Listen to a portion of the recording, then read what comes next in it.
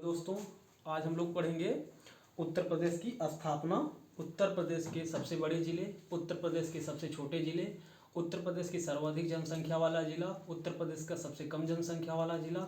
और आप लोगों का बार बार पूछता है क्वेश्चन कि बताओ कि उत्तर प्रदेश किसका भाग है।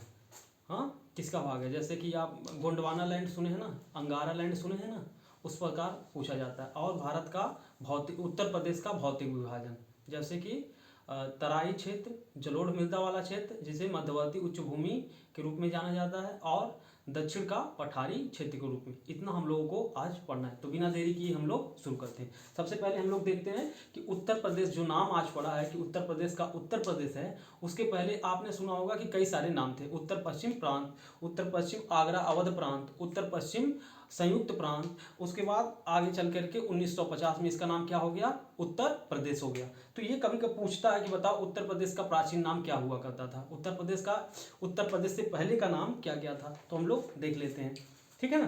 तो देखिए शुरू होता है उत्तर प्रदेश की कहानी तब जब 1834 में, 1834 में, कब 1800 ऊपर लिखते हैं क्योंकि हमें सारे डेट एक साथ लिखने हैं। तो शुरुआत कब होता है, 1834 में, जब अंग्रेजों ने अपने साम्राज्य को तीन प्रेसिडेंसी में डिवाइड किया।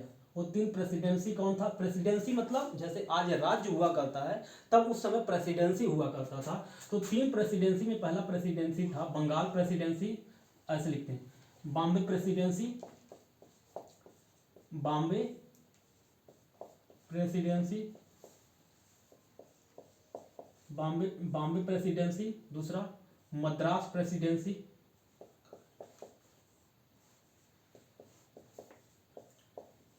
मद्रास प्रेसिडेंसी। और तीसरा था बंगाल प्रेसिडेंसी।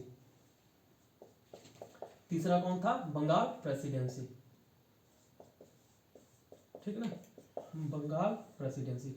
अब इसी बंगाल प्रेसिडेंसी का भाग हुआ करता था कौन, उत्तर प्रदेश। तो उत्तर पूछता है क्वेश्चन, उत्तर प्रदेश किस में शामिल था, उत्तर प्रदेश किस प्रेसिडेंसी में शामिल था। तो उत्तर प्रदेश किस प्रेसिडेंसी में शामिल था उस समय, तो बंगाल प्रेसिडेंसी का हिस्सा हुआ करता था उस समय उत्तर प्रदेश। लेकिन आगे चल के 1836 में, कब, 1836 में, 1836 में उत्तर प्रदेश का नाम क्या हो गया, उत्तर पश्चिम प्रांत हो गया। क्या नाम हो गया, उत्तर पश्चिम प्रांत हो गया। उत्तर प्रदेश का नाम क्या हो गया, उत्तर पश्चिम प्रांत, ठीक है ना, उत्तर पश्चिम प्रांत, ठीक है ना, उत्तर पश्चिम प्रांत हो गया। आगे चल के 1877 में इसका नाम चेंज हो गया। फिर 1877 में, देखिए 1836 में इसका नाम क्या हो गया, उत्तर पश्चिम प्रांत पड़ा। 1836 से लेकर 77 तक क्या नाम बुलाया गया, उत्तर पश्चिम प्रांत पड़ा। लेकिन 1877 में उत्तर पश्चिम प्रांत का नाम बदल के क्या कर दिया गया, उत्तर पश्चिम आगरा अवध प्रांत। क्या नाम हो गया, उत्तर पश्चिम, क्या नाम हो गया, उत्तर पश्चिम आगरा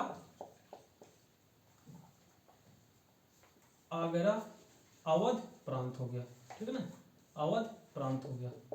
इसका नाम क्या हो गया, आगरा अवध प्रांत। किसका, उत्तर पश्चिम प्रांत का नाम बदल के क्या कर दिया गया, आगरा अवध प्रांत हो गया। तो पूछेगा कि 1836 से लेकर 77 तक उत्तर प्रदेश को किस नाम से जाना जाता था। तो 1836 से लेकर 77 तक उत्तर प्रदेश को उत्तर पश्चिम प्रांत के रूप में जाना जाता था। 1877 में आकर के उत्तर प्रदेश का नाम क्या हो गया, उत्तर पश्चिम आगरा प्रांत, ठीक है ना, उत्तर पश्चिम आगरा प्रांत हो गया। फिर आगे चल के आप 1902 में, कब, 1902 में, 1902 में, ठीक है ना, 1902 में इसका नाम उत्तर पश्चिम आगरा अवध प्रांत का नाम बदल के क्या हो गया, संयुक्त प्रांत,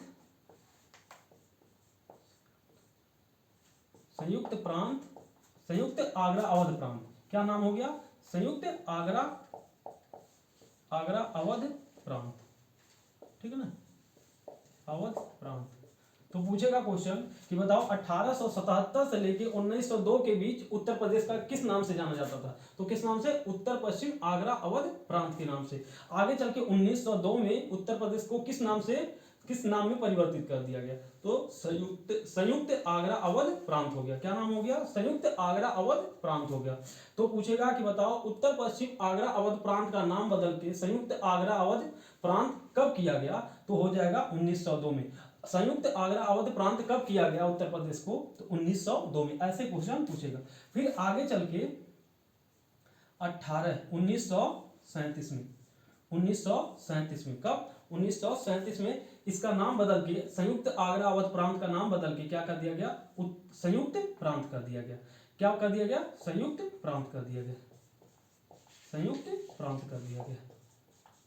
प्रांत कर दिया गया। संयुक्त प्रांत कब बना उत्तर प्रदेश का नाम? संयुक्त प्रांत कब पड़ा?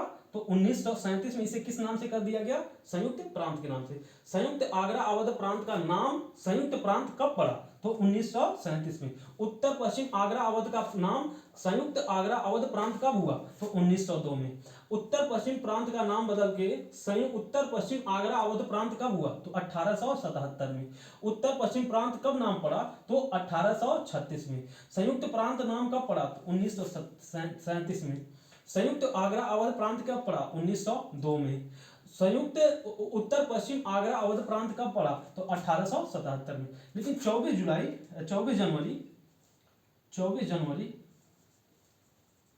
जनवरी 1950 को, कब? 1950 को उत्तर प्रदेश का नाम बदल के संयुक्त प्रांत का नाम बदल के क्या कर दिया गया? उत्तर प्रदेश कर दिया गया। क्या कर दिया गया? उत्तर प्रदेश कर दिया गया। ठीक है ना? तो क्या हो गया? इसका नाम उत्तर प्रदेश हुआ। संयुक्त प्रांत का उत्तर प्रदेश नाम कब पड़ा? तो 24 जनवरी 1950 को क्या कर दिया गया कि भाई साहब अब संयुक्त प्रांत का नाम उत्तर प्रदेश होगा। तो पूछता है कि बता उत्तर प्रदेश से पूर्व उत्तर प्रदेश का नाम क्या होता था? तो संयुक्त प्रांत होता था। संयुक्त आगरा अवध प्रांत होता था। उत्तर पश्चिम आगरा अवध प्रांत हुआ करता था। उत्तर पश्चिम प्रांत होता था। तो आप नोट कर लीजिए डेट के साथ। ठीक है ना? ऐसे क्वेश्चन पूछा जाएगा। और यहीं पर लिख लीजिए एक पॉइंट और नोट करके, नोट, देखो नोट, 24 जनवरी को उत्तर प्रदेश की स्थापना दिवस मनाया जाता है। 24 जनवरी को उत्तर प्रदेश स्थापना दिवस मनाया जाता है। स्थापना दिवस मनाया जाता है। क्या? उत्तर प्रदेश स्थापना दिवस मनाया जाता है। ठीक है ना?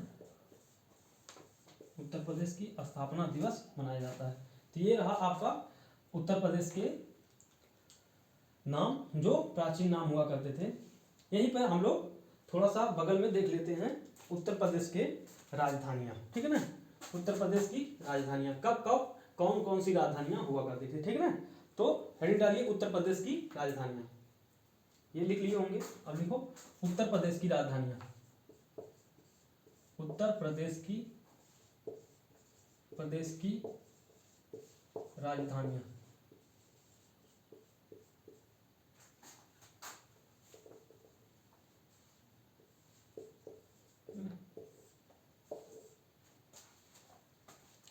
तो 1836 में उत्तर प्रदेश की राजधानी कहाँ हुआ करती थी? तो इसका राजधानी था आगरा। कहाँ पर? आगरा। ठीक है ना? 1836 में उत्तर प्रदेश की राजधानी कहाँ थी? आगरा। उसके बाद कहाँ परिवर्तित हो गई भाई साहब? उसके बाद आगरा से प्रयागराज। किस समय? प्रयागराज। आपको इलाहाबाद भी मिल जाएगा। ठीक है ना? इलाहाबाद। ठीक है, ध्यान रखिएगा। तो प्रयागराज से आगरा हो गया। फिर आगे चल के 1921 में, फिर 1921 में, देखो 1921 में क्या हुआ? आंशिक रूप से राजधानी कहाँ परिवर्तित हो गई? तो हो गया लखनऊ। ठीक है ना? लखनऊ आंशिक रूप से, मतलब अभी सारे कार्यालयी काम अभी लखनऊ में नहीं बल्कि प्रयागराज में भी हुआ करता था। ठीक है ना? उसके बाद 1935 में कहां पर? 1935 में लखनऊ को पूर्णकालिक राजधानी बना दिया गया। मतलब पूर्णतः राजधानी बना दिया गया, लखनऊ हो गया। ठीक है ना? तब से लेकर अभी तक लखनऊ राजधानी आपकी है। ठीक है ना। तो पहले क्या था, आंशिक रूप से राजधानी कब बनी, लखनऊ, तो 1921 में। पूर्णतः राजधानी कब बनी लखनऊ, तो 1935 में, ठीक है ना। ये आपको ध्यान में रखना है। तो एक बार क्वेश्चन पूछा था कि बताओ उत्तर प्रदेश की राजधानी इनमें से कौन कभी नहीं थी, तो ये उनमें से क्या था, एक आगरा था, क्या था, एक आगरा था, एक प्रयागराज था और एक लखनऊ था। तो इनमें से इसके अलावा एक ऑप्शन और था जिसे हमें चयन करना था, ठीक है ना। तो उत्तर प्रदेश की राजधानी कौन कौन सी थी, पहले आगरा था, फिर प्रयागराज था, फिर लखनऊ था, ठीक है। तो ये बात आपको ध्यान में रखना है कि उत्तर प्रदेश की राजधानियां कौन कौन सी थी। लखनऊ से पहले कौन सी राजधानी थी, प्रयागराज, प्रयागराज से पहले कौन सी राजधानी थी, आगरा, ठीक है ना। तो ये आपको ध्यान में रखना है, ये आपको ध्यान में रखना है। बस ये कि मतलब ये क्रम था कि आगरा के बाद प्रयागराज बना, प्रयागराज के बाद लखनऊ बना, लखनऊ के बाद पुनः लखनऊ को पूर्ण रूप से लखनऊ को राजधानी बना दिया गया। तो इस प्रकार उत्तर प्रदेश की ये राजधानियां हैं। डेट ना याद रहे, लास्ट वाला डेट याद कर लीजिएगा कि उत्तर प्रदेश की राजधानी पूर्ण रूप से कब बनी थी, तो 1935 में, ठीक है ना। और बाकी तो आपको ध्यान बस रखना है कि भाई आगरा था, प्रयागराज था और लखनऊ था। तो इस प्रकार ये आप लोगों का हो गया समाप्त। इसके अलावा हम लोग अगला देखते हैं। तो उत्तर प्रदेश की पूर्णकालिक राजधानी कब बनी, लखनऊ उत्तर प्रदेश की पूर्णकालिक राजधानी कब बनी, 1935 में। कब बनी, 1935 में। आंशिक राजधानी कब बनी, 1921 में। कब बना, 1921 में। पूर्णकालिक राजधानी कब बना, 1935 में। तो ये आपको ध्यान में रखना है, ठीक है ना। उत्तर प्रदेश की कौन कौन सी राजधानियां हैं, तो पहले आगरा, फिर इलाहाबाद, उसके बाद लखनऊ, फिर लखनऊ, ठीक है ना। इस प्रकार आपको याद रखना है। उसके अलावा हम लोग देख लेते हैं कि उत्तर प्रदेश का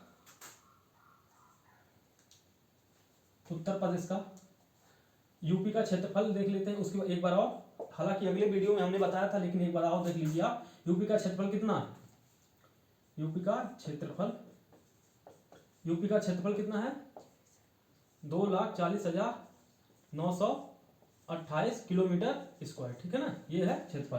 क्षेत्रफल के अनुसार उत्तर प्रदेश कौन से रैंक पे आता है, चौथे स्थान पे। जनसंख्या, ये क्षेत्रफल के अनुसार, और जनसंख्या के अनुसार कौन सा आएगा, फर्स्ट आएगा, ठीक है ना। फर्स्ट जनसंख्या के मामले में, ठीक है, जनसंख्या के मामले में, ठीक है ना। अब देखिए उत्तर प्रदेश का सर्वाधिक सबसे बड़ा जिला, क्षेत्रफल के अनुसार सर्वाधिक सबसे बड़ा जिला, यूपी का सबसे बड़ा जिला, ठीक है ना, बड़ा जिला। यूपी का सबसे छोटा जिला। यूपी का सबसे बड़ा जिला कौन सा है, यूपी का सबसे बड़ा जिला लखीमपुर खीरी,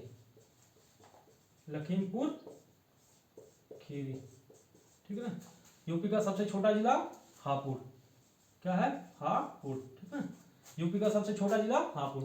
यूपी का सबसे अधिक जनसंख्या वाला जिला, यूपी का सबसे ज्यादा जनसंख्या वाला जिला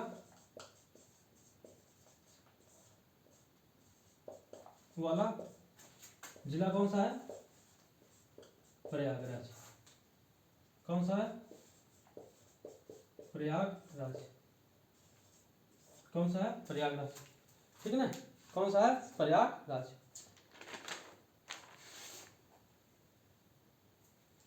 देखो सबसे कम जनसंख्या वाला जिला, यूपी का सबसे कम जनसंख्या वाला जिला, यूपी का सबसे कम जनसंख्या वाला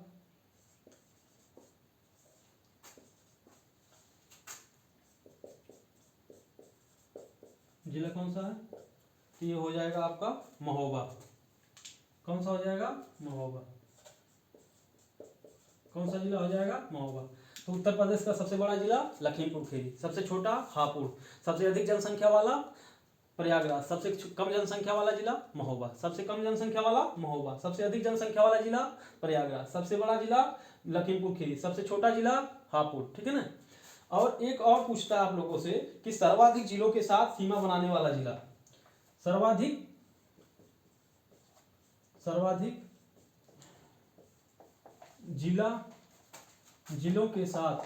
जिलों के साथ सीमा बनाने वाला जिला, सर्वाधिक जिलों के साथ सीमा बनाने वाला जिला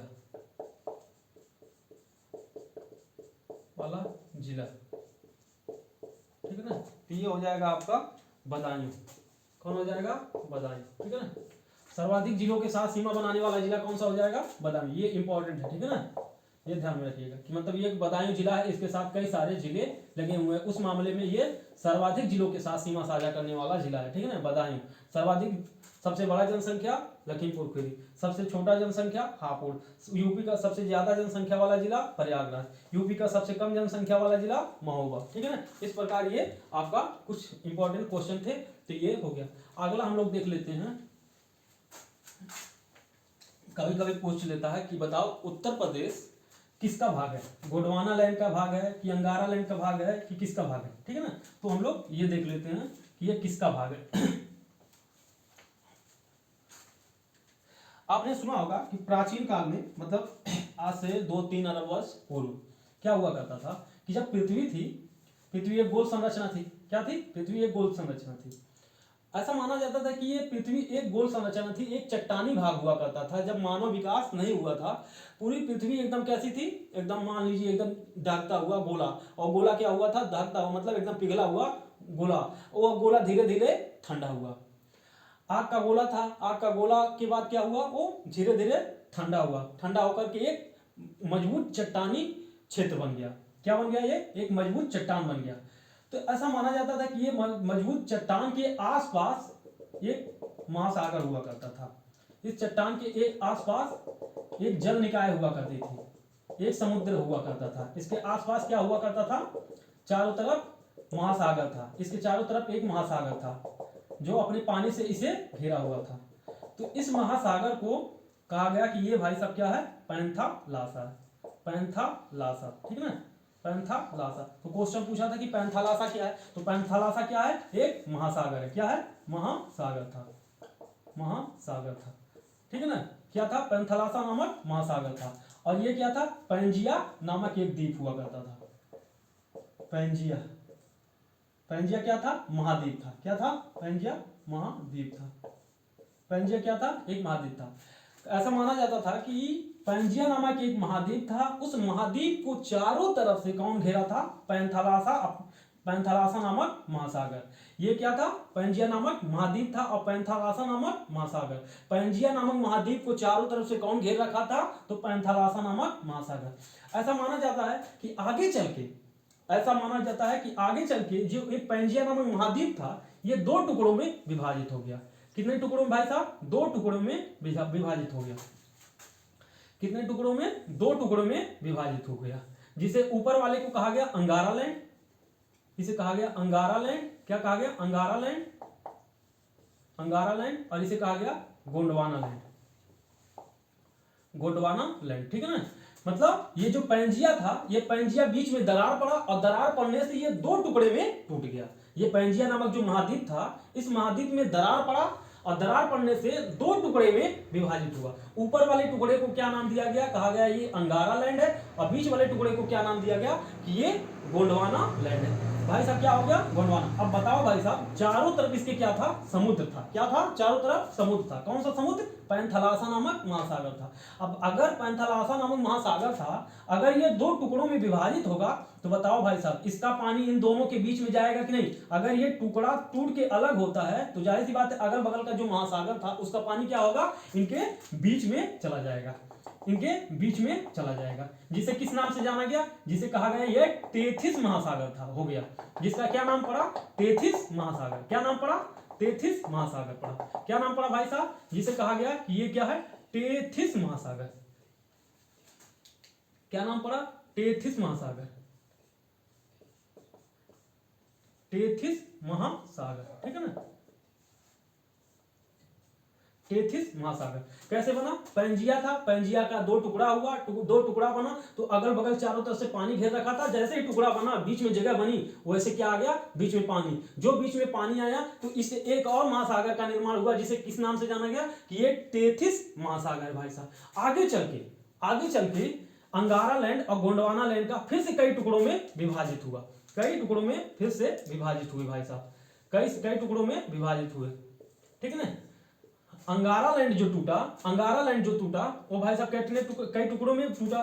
तो ऊपर वाले अंगारा लैंड से जब टूटा तो कई हिस्से बने, जैसे इसी से बना कौन, उत्तरी अमेरिका बना। क्या बना, उत्तरी अमेरिका बना, उत्तरी अमेरिका बना। जैसे उत्तरी अमेरिका क्या बना, उत्तरी अमेरिका बना, अमेरिका उत्तरी अमेरिका बना। उसके बाद यूरोप बना, यूरोप बना। उसके बाद भाई साहब यूरेशिया बना, यूरोप और एशिया जिसे नाम दिया यूरेशिया, ठीक है ना, यूरेशिया, ठीक है, यूरेशिया बना। अब भाई साहब जब ये गोंडवाना लैंड टूटा, नीचे वाला हिस्सा टूटा, तो इससे बना दक्षिण अमेरिका बना। कौन बना, दक्षिण अमेरिका बना, दक्षिण अमेरिका, अमेरिका बना। और बना भाई साहब अफ्रीका बना। कौन बना, अफ्रीका बना। और भाई साहब कौन बना, भारत का प्रायद्वीपीय भारत बना, प्रायद्वीपीय भारत बना या भारत बना, ऐसे लिख लो, भारत का निर्माण हुआ। और कौन बना भाई साहब, ऑस्ट्रेलिया भी इसी से बना, ठीक है ना, लिख लो ऑस्ट्रेलिया भी। तो ऑस्ट्रेलिया, ऑस्ट्रेलिया, ठीक है ना, तो ये कौन बना, ऑस्ट्रेलिया। तो भाई साहब अगर बना किससे, गोंडवाना लैंड से कौन कौन बना, दक्षिण अमेरिका, अफ्रीका, भारत, ऑस्ट्रेलिया। और अंगारा लैंड से कौन बना भाई साहब, उत्तरी अमेरिका, यूरोप और यूरेशिया। तो क्वेश्चन सीधे पूछता है कि बताओ दक्षिण अमेरिका किसका भाग है। तो इस गोंडवाना लैंड के कितने टुकड़े हुए, 4 टुकड़े हुए। कितने टुकड़े हुए, और भी टुकड़े हुए, लेकिन मुख्य टुकड़े कौन कौन से हैं, ये 4 टुकड़े हुए। अब भाई साहब ये जो 4 टुकड़े हुए उनमें से एक दक्षिण अमेरिका, अफ्रीका, भारत और ऑस्ट्रेलिया। तो यही क्वेश्चन पूछता है कि बताओ भारत किसका हिस्सा था, किस प्राचीन भूखंड का हिस्सा था। तो गोंडवाना लैंड। अगर भाई साहब गोंडवाना लैंड का भारत हिस्सा है तो भारत में स्थित कौन है, उत्तर प्रदेश। कौन स्थित है, भारत में स्थित है उत्तर प्रदेश। तो उत्तर प्रदेश भी किसका हिस्सा हो जाएगा, गोंडवाना लैंड का। यही क्वेश्चन पूछा गया था, यही क्वेश्चन पूछा था कि बताओ उत्तर प्रदेश किसका हिस्सा है। तो उत्तर प्रदेश किसका हिस्सा हो जाएगा, गोंडवाना लैंड का। भारत किसका हिस्सा है, गोंडवाना लैंड का। दक्षिण अमेरिका किसका हिस्सा है, गोंडवाना लैंड का। अफ्रीका किसका हिस्सा है, गोंडवाना लैंड का। ऑस्ट्रेलिया किसका हिस्सा है, गोंडवाना लैंड का। भाई साहब उत्तरी अमेरिका किसका हिस्सा है, अंगारा लैंड का। यूरोप किसका हिस्सा है, अंगारा लैंड का। यूरेशिया किसका हिस्सा है, अंगारा लैंड का। आप समझ में आया। बताओ पैंथालासा क्या था, एक महासागर था। पैंजिया क्या था, एक महाद्वीप था। पैंजिया क्या था, एक महाद्वीप था। समझ में आया। ये इस प्रकार आप लोगों को ध्यान रखना। तो अब लिखो नोट करके, नोट करो, नोट। भारत एवं उत्तर प्रदेश प्राचीन भूखंड, उत्तर प्रदेश प्राचीन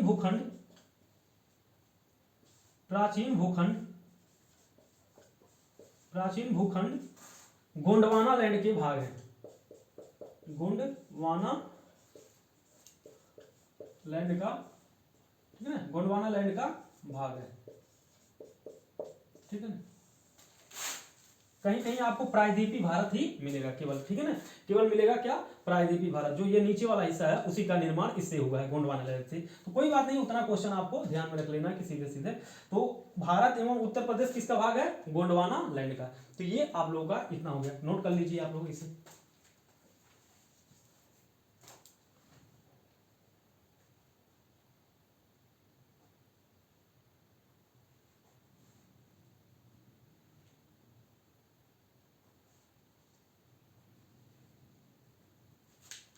चलिए एक चीज और देख लीजिए, जब ये कई टुकड़े हुए, अंगारा लैंड और गोंडवाना लैंड का कई टुकड़ा हुआ, तो देख रहे हैं बीच में दरार बना कि नहीं बना। तो ये अब तक कहाँ पानी था, केवल ये बीच में पानी था ना, केवल बीच में पानी था, जिसे किस नाम से जाना गया था, टेथिस महासागर। लेकिन अब देखो क्या हो गया कि अब जब ये दरारें और बीच में बनी तो यहाँ भी पानी पहुंच गया ना। इस प्रकार छोटे महासागरों का निर्माण हुआ, जैसे हिंद महासागर का निर्माण हुआ, जैसे क्या हुआ, हिंद महासागर का निर्माण हुआ, अटलांटिक महासागर का निर्माण हुआ, प्रशांत महासागर का निर्माण हुआ। इस प्रकार छोटे बड़े महासागरों का निर्माण हुआ। समझ में आया। इस प्रकार छोटे बड़े महासागरों का क्या हुआ, निर्माण हुआ, ठीक है ना। इस प्रकार आप देख रहे हो कि इनका पानी चारों तरफ फैल गया। इस प्रकार छोटे बड़े महासागरों का क्या हुआ, निर्माण हुआ। तो ये आपको ध्यान में रखना है बस। अब हम लोग देखते हैं उत्तर प्रदेश का भौतिक विभाजन।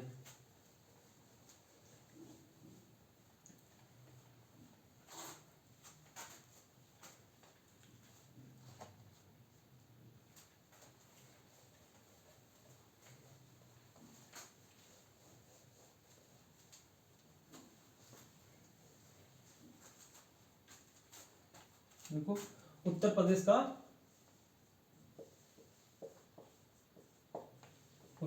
का भौतिक विभाजन। अब देखो छोटा सा मैप बना लेते हैं हम लोग यूपी का, ठीक है ना। ये हमारा उत्तर प्रदेश है, ठीक है नॉर्मली। अब क्या है यहाँ पर हमारा कौन स्थित है भाई साहब, यहाँ हमारा हिमालय स्थित है। कौन है, हिमालय, ठीक है ना। ये है शिवालिक हिमालय, और ये कौन सा है, मध्य हिमालय, और ये कौन सा है,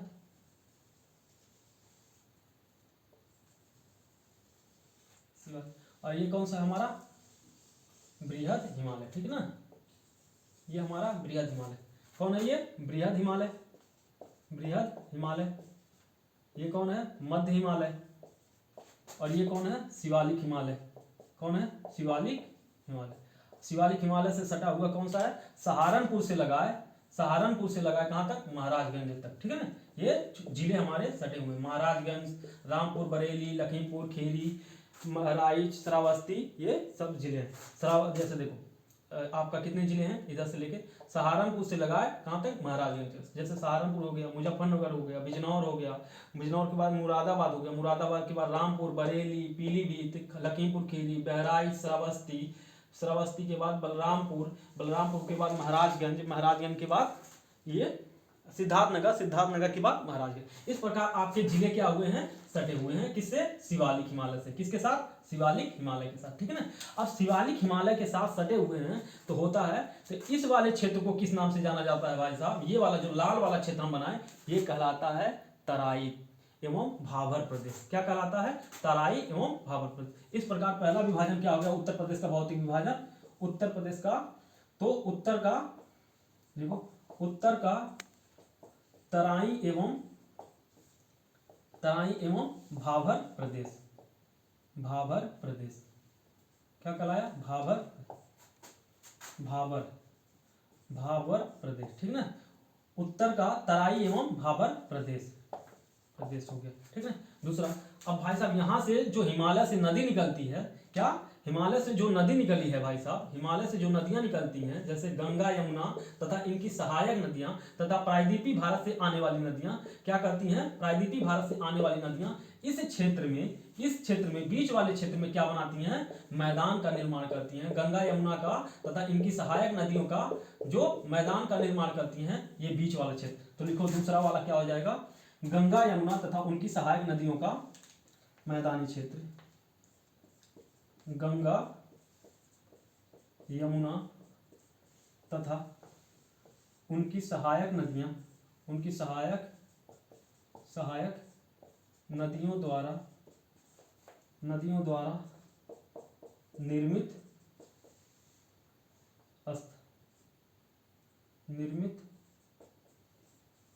मैदान, ठीक है ना। ये कहाँ हो जाएगा, ये हो जाएगा भाबर एवं तराई एवं प्रायद्वीपीय भारत की पठारी क्षेत्र के बीच में स्थित हो जाएगा। अब तीसरा देखो, ये क्या है, ये वाला जो क्षेत्र है भाई साहब, ये आपका हो जाएगा प्रायद्वीपीय भारत का, ये वाला क्षेत्र क्या है, दक्षिण का पठारी एवं पर्वतीय क्षेत्र, दक्षिण का पठारी एवं पर्वतीय क्षेत्र। 3, दक्षिण का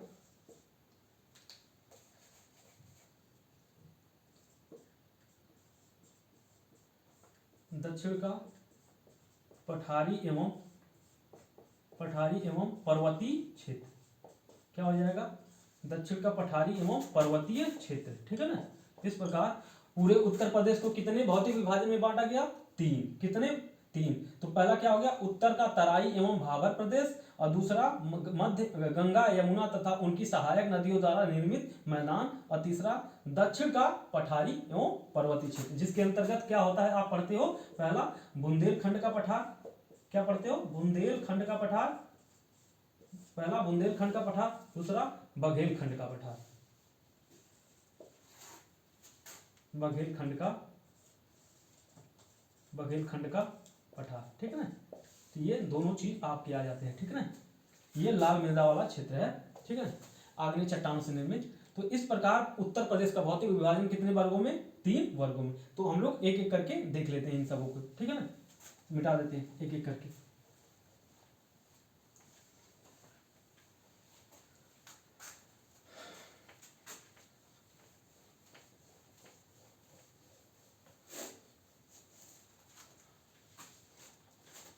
देखो एक ही चित्र से आप लोगों को सारा समझ में आएगा। जैसे हमने क्या बनाया कि भाई साहब ये क्या है, देखो ये है बृहद हिमालय, क्या है बृहद हिमालय, दूसरा मध्य हिमालय, और तीसरा क्या है भाई साहब शिवालिक हिमालय। क्या नाम है इसका, शिवालिक हिमालय। इसी को इसी क्रम में ये पहला है, ये दूसरा है, ये तीसरा है, और इसके बाद आपका कौन शुरू हो जाता है, ये उत्तर प्रदेश। ठीक है ना। तो क्या होता है कि यहाँ से इन हिमालय से जो नदियाँ निकलती हैं उत्तर प्रदेश में प्रवाहित होती हैं, उत्तर प्रदेश से प्रवाहित होकर के बहती हैं, और प्रायद्वीपीय भारत से नदियाँ आकर के इससे प्रवाहित होकर के जाती हैं आगे। ठीक है ना। इस प्रकार भारत में, इस प्रकार उत्तर प्रदेश में नदियों का आप देखोगे तो एक जालनुमा संरचना मिलती है ना। अब भाई साहब देखो कैसे, अभी एक ही चित्र से आपको भाबर, तराई और खादर, बांगर सब समझ में आ जाएगा। ठीक है ना। तो बस ध्यान से देखना है। अब भाई साहब ये देखो, ये पहला चित्र हो गया।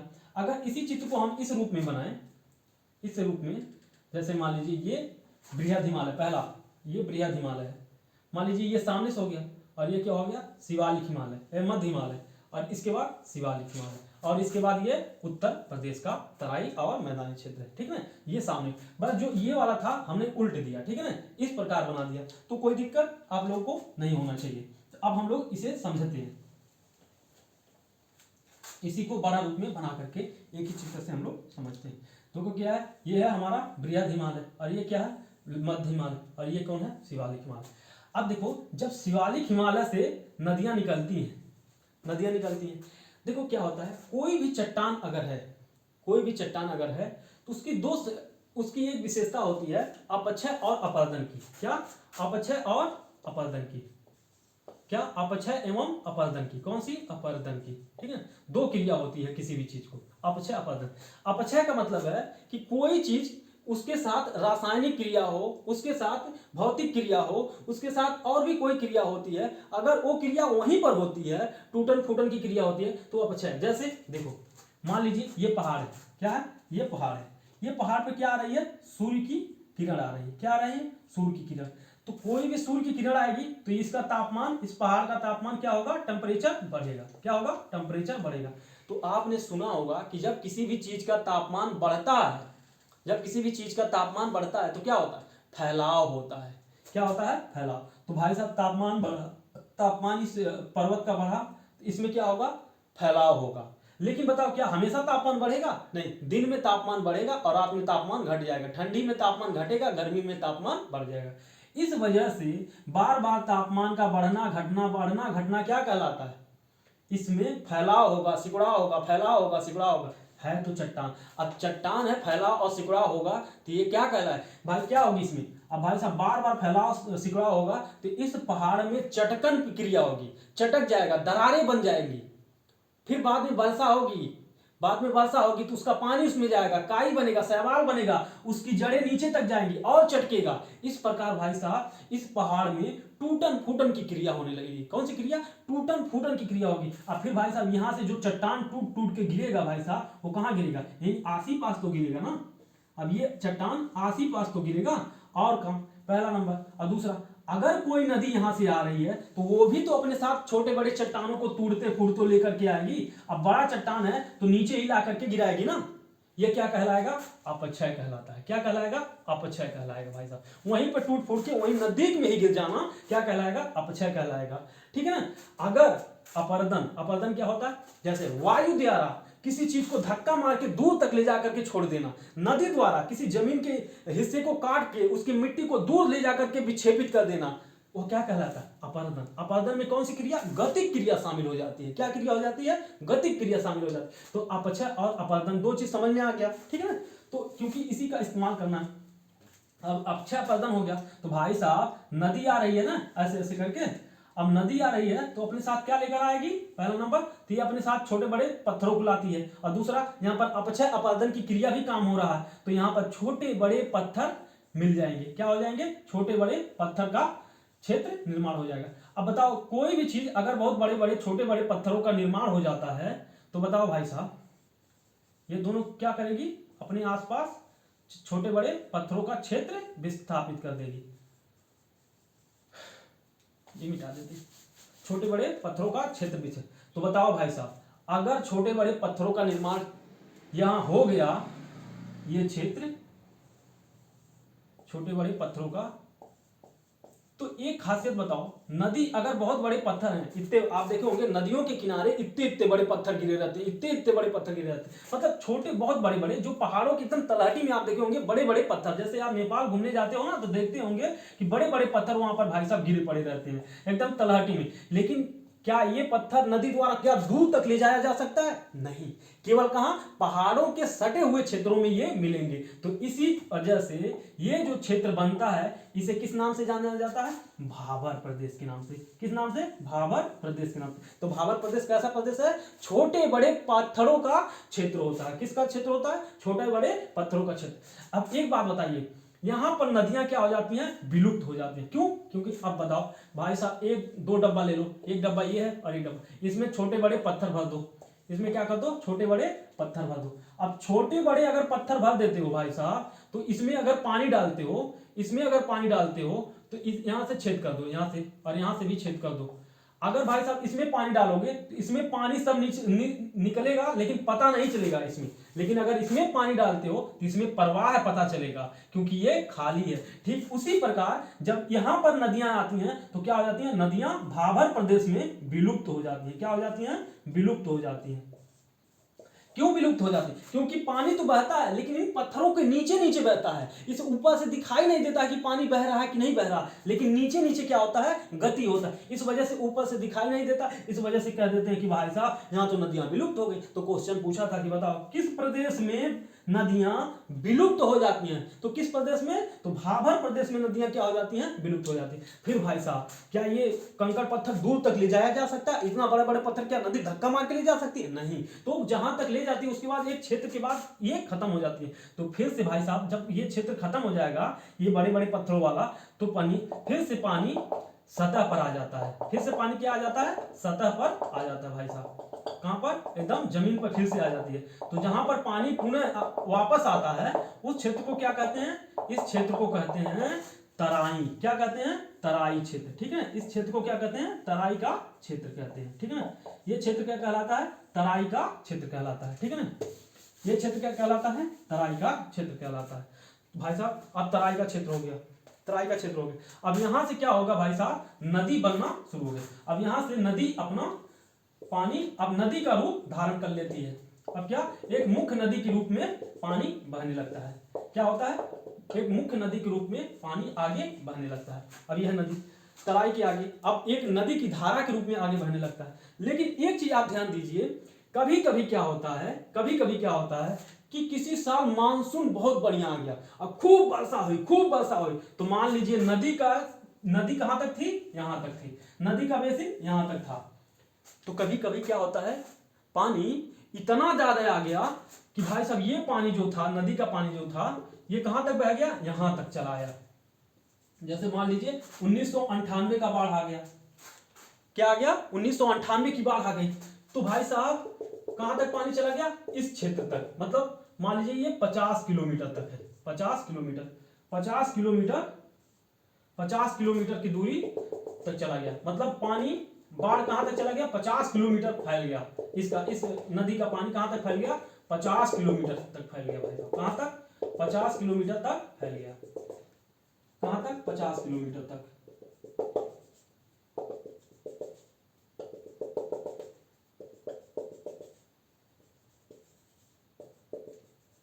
कहां तक? 50 किलोमीटर तक फैल गया। लेकिन क्या हर साल मतलब भयंकर बाढ़ आता है? नहीं, कभी कभी आता है, 10 साल पे आता है, 20 साल पे आता है, 50 साल पे आता है, तो लंबे समय के बाद। लेकिन हमेशा हर साल कितना दूरी तक जाता था? यहीं तक जाता था पानी। हर साल कहां तक बाढ़ आती थी? यहां तक पानी बाढ़ आती थी। कहां तक? यहां तक भाई साहब बाढ़ आती थी। यहां तक हर साल बाढ़ जो आती थी यहां तक आती थी। हर साल बाढ़ कहां आती थी? यहां तक आती थी। तो हर साल बाढ़ आती थी, तो हर साल बाढ़ आएगी यहां तक, तो हर साल क्या होगी? नई मिट्टी यहां मिलेगी। यहां पर क्या मिट्टी? हर साल नई मिट्टी आएगी, हर साल नई मिट्टी आएगी। हर साल जो बाढ़ द्वारा निर्मित मैदान होता है उसे जलोढ़ कहते हैं। जो नदी द्वारा मिट्टी लिया जाता है, अवसाद लेकर आया जाता है और जमीन पर बिखेर दिया जाता है, उसे क्या कहते हैं? उसे कहते हैं जलोढ़ मृदा कहते हैं। ठीक है, तो यहां तक के ला करके पानी गिरा दिया तो यहाँ पर जो मृदा बनी, जलोढ़ मृदा बनी, नदी द्वारा जो बाढ़ आता है उसके द्वारा जो मृदा का जमाव किया जाता है तो उससे क्या बनता है? जलोढ़ मृदा बनती है। जलोढ़ मृदा क्या होता है? देखो, नदी जब अपने साथ आती है तो अपने साथ क्या करती है? दो काम करती है। जब आती है तो अपने काट छाट करती है, तो हमेशा नदी का बाढ़ के पानी आप देखे होंगे धुंधला होता है, गंदा होता है। क्यों? क्योंकि उसमें मिट्टी, अवसाद, गाद क्या होता है? घुला रहता है। लेकिन भाई साहब, जब तक गति क्रिया होती है तब तक घुला रहता है, तब तक अपने अगल बगल में सब पानी मिट्टी काटता रहता है। लेकिन जैसे वो पानी आप कहीं पर ठहर जाता है, क्या होता है? रुक जाता है, तो वो पानी क्या होता है? नीचे उसमें जितने भी गंदगी था, उसमें जितनी भी मिट्टी घुला हुआ था, गाद था, मृतिका थी, वो क्या होता है? धीरे धीरे बैठने लगता है। जैसे आप एक गिलास में, शीशे के गिलास में पानी ले लो और मिट्टी मिला लो उसमें और खूब जोर से झकझोर के एक जगह पे रख दो। जब तक गति होगी तब तक वो धुंधला दिखेगा, लेकिन जैसे वो पानी शांत होगा, गति खत्म हो जाएगी, स्थिर हो जाएगा, तो उसके जितने भी गाद होंगे नीचे बैठ जाएंगे। ठीक उसी प्रकार जब नदी बाढ़ लेकर के पानी अपने चारों तरफ फैलाती है तो उस द्वारा जो मृदा बनती है, उस द्वारा जो पानी रुकता है, जब पानी, बाढ़ का पानी 10 दिन 20 दिन तक रुक जाता है तो उसमें जितनी भी मिट्टी थी, जितना गाद था, जितनी गंदगी, अवसाद था, वो धीरे धीरे वहीं पर बैठ जाता है। इस प्रकार जो मृदा बनती है उसे क्या कहते हैं? उसे जलोढ़ मृदा कहते हैं। क्या कहते हैं? जलोढ़ मृदा कहते हैं। क्या कहते हैं? जलोढ़ मृदा कहते हैं। उसे क्या कहते हैं? जलोढ़ मृदा कहते हैं। अगर भाई साहब, अब ये वाला क्षेत्र हमने क्या बताया कि हर साल यहां बाढ़ आती है, लेकिन ये वाला बाढ़ कब आया था? 1998 में, 10 साल 20 साल पहले। तो भाई साहब, पुरानी जलोढ़ मृदा को कहते हैं, अब ये भी जलोढ़ है, ये भी जलोढ़ है, ये भी नदी द्वारा ही बनाया गया है, ये भी जलोढ़ है, जलोढ़ मृदा। ठीक है ना? जलोढ़ मृदा, ठीक है ना? ये भी जलोढ़ है, ये भी जलोढ़ है, लेकिन दोनों में अंतर क्या है कि ये 10 साल पहले बना था और ये हर साल बन रहा है। ये वाला हर साल बन रहा है और ये वाला 10 साल पहले बना था। तो इसी को कहते हैं, पुरानी जलोढ़ मृदा को कहते हैं भांगर।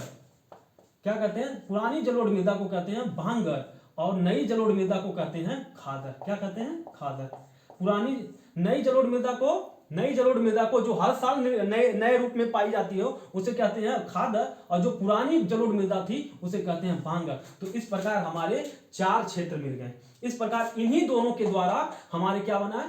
गंगा यमुना का मैदानी क्षेत्र निर्मित हुआ है उत्तर प्रदेश में, ये दोनों क्षेत्रों द्वारा और तराई के द्वारा। अब ये तराई का जो क्षेत्र है भाई साहब, यहाँ पर ये क्या है? कौन सा क्षेत्र है? देख रहे हो, पानी वाला क्षेत्र है, सर्वाधिक पानी का क्षेत्र है। तो ये क्या हो जाएगा? यहाँ पर गन्ने की खेती की जाती है। किसकी खेती की जाती है? गन्ने की खेती की जाती है। अच्छा, एक एक करके हम लोग लिख लेते हैं, ठीक है ना? अब लिखो, भाबर प्रदेश, यहाँ पर नदियां विलुप्त हो जाती हैं,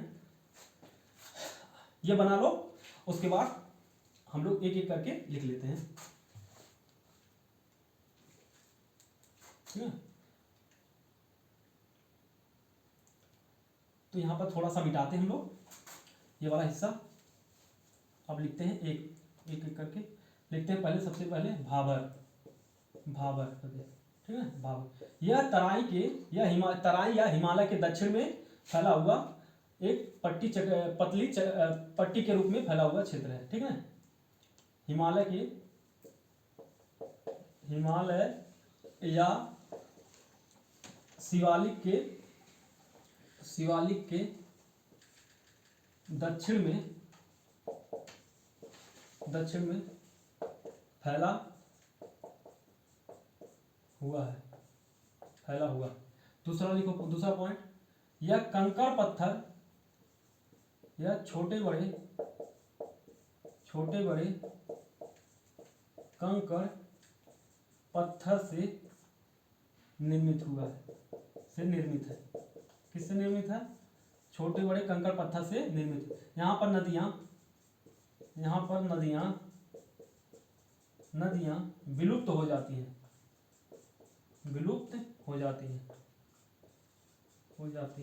ठीक है ना?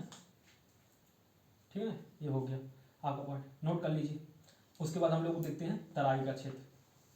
अब भाई साहब, ये एक छोटे बड़े कंकड़ पत्थर का क्षेत्र, तो जाहिर सी बात है यहाँ पर कृषि करना तो अनुपयुक्त क्षेत्र हो जाएगा, ठीक है ना? अब हम लोग लिखते हैं अगला भाबर के बाद तराई लिखो। तराई क्षेत्र, ठीक है, तराई क्षेत्र। अब लिखो तराई क्षेत्र में, यह भाबर के दक्षिण में स्थित है, यह भाबर प्रदेश के दक्षिण में स्थित है, दक्षिण में स्थित है, दक्षिण में स्थित है, ठीक है। दूसरा, यह दलदली भूमि क्षेत्र है, यहाँ वर्ष भर जल उपस्थित होने के कारण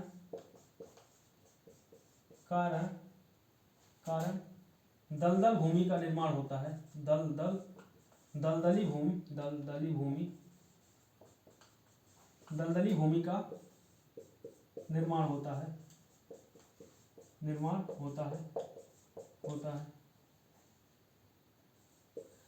अगला पॉइंट लिखो, भाबर प्रदेश में विलुप्त नदियां पुनः वापस आ जाती हैं, भाबर प्रदेश में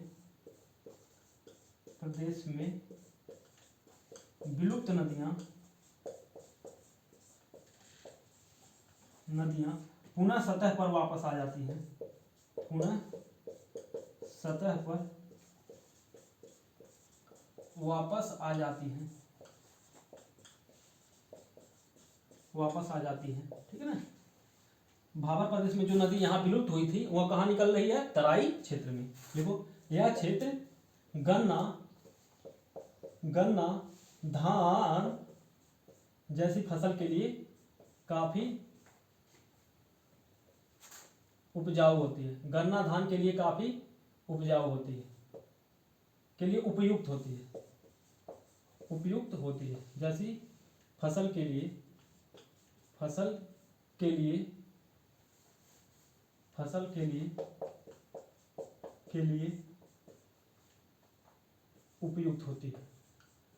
उपयुक्त होती है, ठीक है। इतना पॉइंट लिख लीजिए, हो गया, नोट कर लीजिए।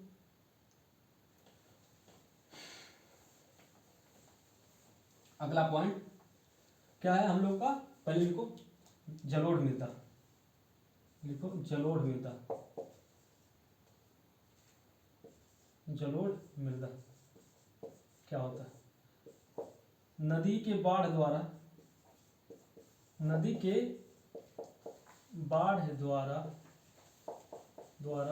निर्मित मैदान को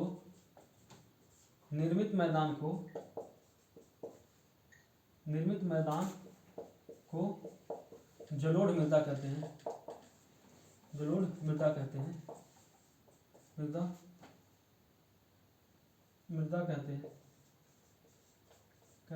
ठीक है। या नदियों के द्वारा लाए गए अवसादों के जमाव से जलोढ़ मृदा का निर्माण होता है। ऐसे भी लिख सकते हो कि नदियों के द्वारा लाए गए अवसादों के जमाव से, नदियों के जल में निर्मित, नदियों के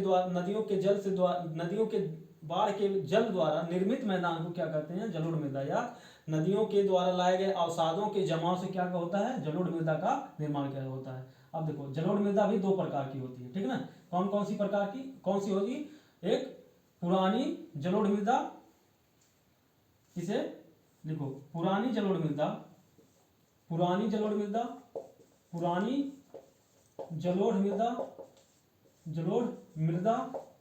और नई जलोढ़